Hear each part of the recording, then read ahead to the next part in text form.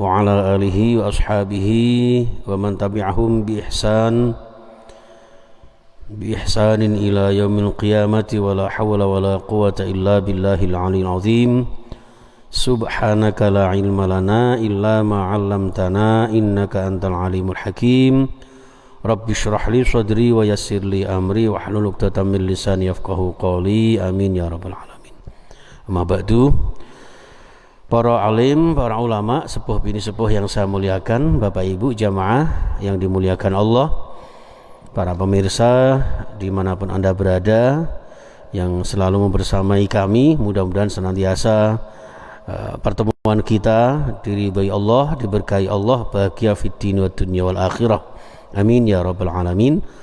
Salawat beserta salam kita haturkan kepada Nabi Agung Muhammad sallallahu alaihi wasallam yang kemarin kita peringati Isra Mi'rajna. Mudah-mudahan dengan inspirasi dari Isra Mi'raj ini kula jenengan semakin meningkatkan kualitas ibadah kita, memperbanyak amal-amal soleh kita, dan semakin mempererat persaudaraan kita, karena sholat ini ada mengandung unsur dimensi kecerdasan emosional, kecerdasan individual, kecerdasan spiritual, juga kecerdasan kultural, dengan wajibnya dianjurkannya kita sholat berjamaah.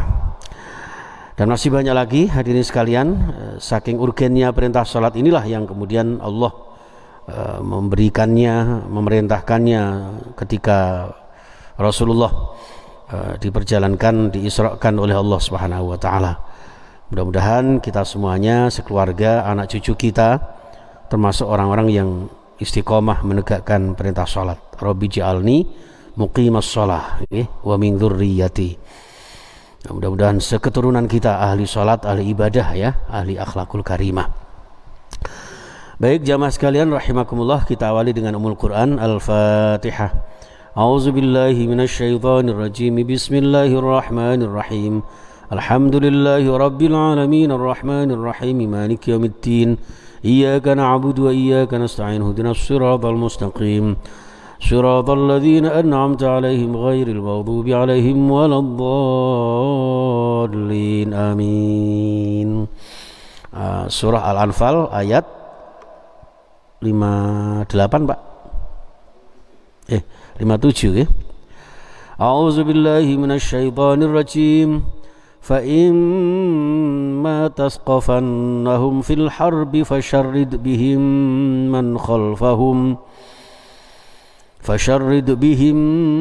مَنْ خَلْفَهُمْ لَعَلَّهُمْ يَذَّكَّرُونَ وَإِمَّا تَخَافَنَّ مِنْ قَوْمٍ خِيَانَةً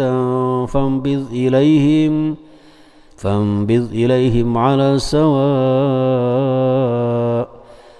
إن الله لا يحب الخائنين صدق الله العظيم. Fa'imma, niki tulisannya fa'imma, ini bedanya kalau jenengan ngaji terjemah sama tafsir itu di sini. Ya, fa'imma niki ternyata asal usulnya menyimpan huruf in, menyimpan kalimat in. Fa in ma, ini ngaten, fihi idghamun nunin in syartiyah. Jadi di situ menyimpan kata-kata in, ada nunnya di situ sebagai kalimat huruf in syartiyah. Fi mal mazidah, di dalam huruf ma tambahan. Jadi in ma, lah idgham bi gunnah, maka nun sukunnya masuk di huruf mim. Jadi fa imma. Nah, karena ini menyimpan kata-kata in, maka maknanya adalah maka jika. Nah, apabila. Kalau imma yang tanpa in itu kan imma itu ada kalanya. Imma syakira wa imma kafura. Menungso niku ana kalane sing beriman, ana kalane sing kafir lah, niku imma, sing asli kata imma. Tapi di sini karena menyimpan in, maka maknanya jika. Fa imma tasqafannahum, maka apabila atau jika engkau Muhammad tajid ya, tajid nahum, kalau kamu menemukan mereka, mendapati mereka orang-orang kafir. Nah ini Pak, kalau sudah kamu wahai Muhammad melakukan peperangan dengan orang-orang kafir ya, fil harbi, dalam peperangan, fasyarrid itu artinya fafarriq ya, farriq, maka pecah belahlah mereka ya, cerai beraikan mereka, porak-porandakan mereka nggih. Jadi bihim terhadap mereka, waman khalfahum ya, dan orang-orang yang ada di belakang mereka. Nek cara bahasane kula jenengan tumpas ya, PKI sak antek-anteknya itu kali ngoten niku nggih. Jadi habiskan, bunuh orang-orang kafir itu akar-akarnya. Ngoten nggih. Jadi hilangkan virus komunis ini dari tanah air Indonesia seakar-akarnya. Seperti itu. Nah, ini terkait dengan peperangan melawan orang kafir, yang mana orang kafir ini tidak mau sadar-sadar juga ketika mereka melawan orang Islam, melawan agama Allah Subhanahu wa taala, ternyata mereka justru selalu menyerang Rasulullah sallallahu alaihi wasallam. Nah, kenapa kok seanak keturunannya orang-orang di belakang mereka? Karena mereka itu dikhawatirkan, dikhawatirkan nanti itu akan tumbuh lagi, akan berkembang lagi untuk kemudian memerangi dakwahnya Rasulullah Sallallahu Alaihi Wasallam. Maka kalau konteksnya sekarang adalah ketika ada kemungkaran, maka kemungkaran itu harus dihabiskan seakar-akarnya. Kalau masih ada Pak ya, ada titik-titik yang masih tersisa, itu nanti akan suatu saat muntap lagi. Itu kemungkaran seperti itu.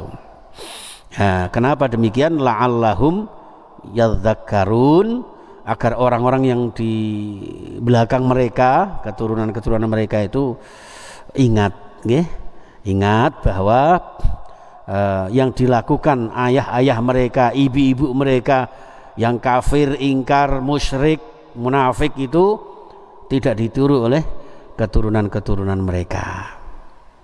Jadi termasuk terkait dengan kisahnya Fir'aun ya, yang ingkar terhadap Allah Subhanahu wa taala itu, diharapkan agar keturunan-keturunan di belakang mereka, agar generasi-generasi setelah mereka tidak terkena virus kekafiran Fir'aun. Fir'aun itu simbol kesombongan karena satu jabatan. Ya. Kalau sombong terkait dengan kekayaan siapa? Korun, gitu. Itu seperti itu.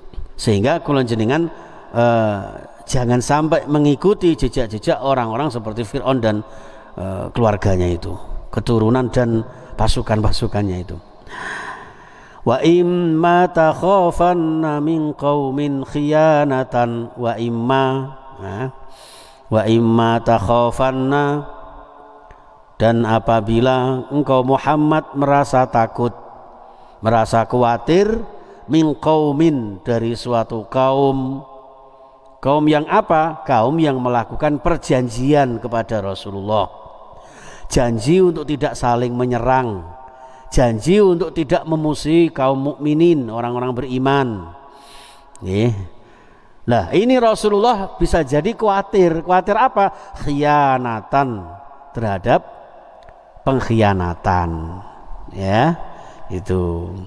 Jadi fambid ilaihim, jadi kalau kamu khawatir ketika terjadi nanti di kemudian hari mereka mengingkari janji, karena umumnya kaum Yahudi, musyrik, bahkan munafik, ya kan, idza wa'ada khona, itu kan, ketika berjanji mereka mengkhianati.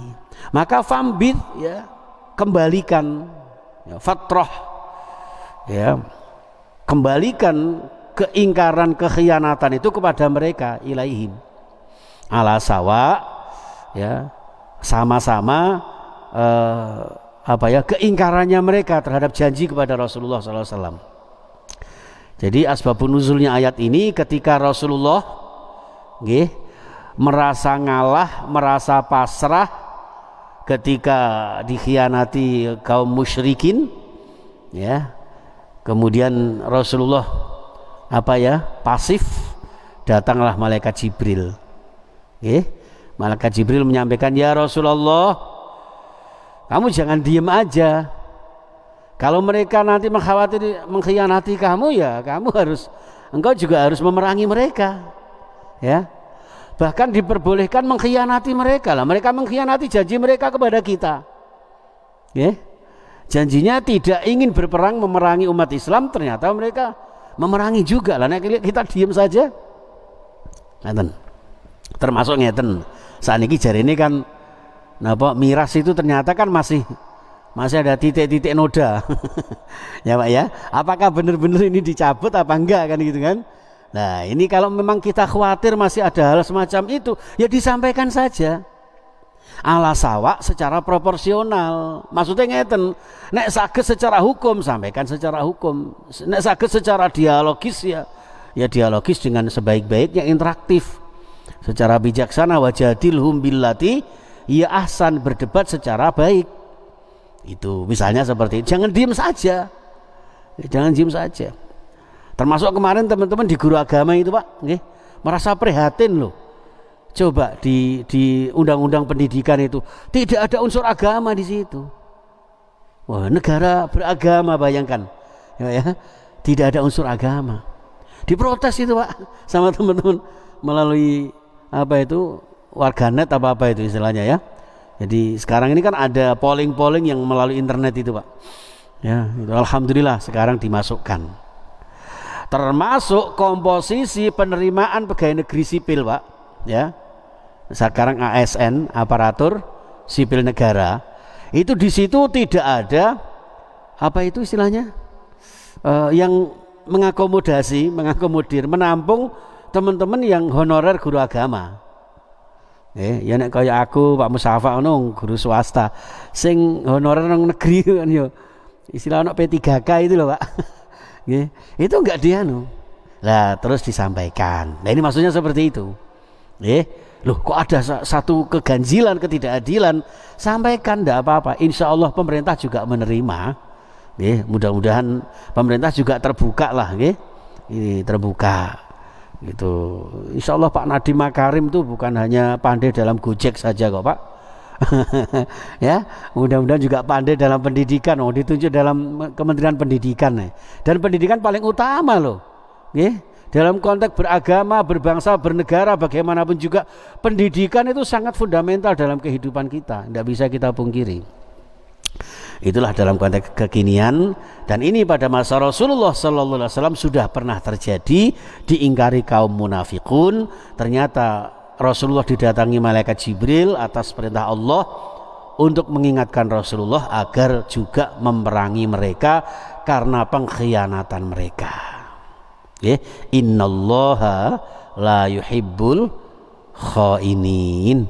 Sungguh Allah paling tidak suka terhadap orang yang mengkhianati janjinya. Orang yang berjanji, apalagi janji untuk menegakkan agama Allah, ternyata diingkari. Masyaallah, saya kira itu sementara 2 ayat apa? 2 ayat aja ya Pak ya. Soalnya ini tadi lupa, ini ibunya anak-anak ini ya Pak ya. Kemarin saya pesenin untuk pesen sama Bu Mail onde-onde atau roti. Lupa, ngapunten ingkang kathah. Mudah-mudahan sing penting ngaji kula jenengan 1-2 ayat, yang penting istiqomah nggih. Malah hadis Rasulullah kan balighu anni walau ayah kan ngoten. Sampaikan dariku walaupun 1 ayat. Lah ini 2 ayat apa ya? Enggak apa-apa ya, Pak. Nggih, saya kira itu mudah-mudahan bermanfaat, dibarengi dengan ridho Allah Subhanahu wa taala, menjadi wasilah dimudahkan segala kesulitan kita, dilancarkan segala usaha kita, disembuhkan segala sakit kita, terutama saudara-saudara kita yang terkena corona dan sakit apa saja. Ya Allah, diberikan bahagia kita sekeluarga, barokah rumah tangga, rizki dan keturunan kita, dan maslahah, barokah, sejahtera dunia dan akhirat kita. Amin ya rabbal alamin. Saya kira demikian. Wallahul muwaffiq ila aqwamit thoriq. Wabillahi taufiq wal hidayah. Subhanakallahumma wa bihamdika asyhadu an la ilaha illa anta astaghfiruka wa atubu ilaik. Assalamualaikum warahmatullahi wabarakatuh.